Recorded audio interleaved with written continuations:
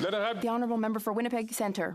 Thank you, Mr. Speaker. I remember the story of my father, a Holocaust survivor. After arriving in Canada, he and my grandmother would hide under the table when they heard a plane because they were worried about being bombed. My grandmother and father were riddled with trauma. My grandmother as a survivor of the concentration camps, and my father as a child in hiding during the war. My father became a peace activist. In fact, he lost a teaching job in the 60s after he refused to take off his peace button. I think of the families and children in Gaza right now who will lose their whole family as a result of war, and the Israeli children being held hostage who will live with similar trauma as my grandmother and father. I know if my dad and grandmother were alive, they would be calling for an immediate ceasefire. They would not want anyone to endure what they had to in life.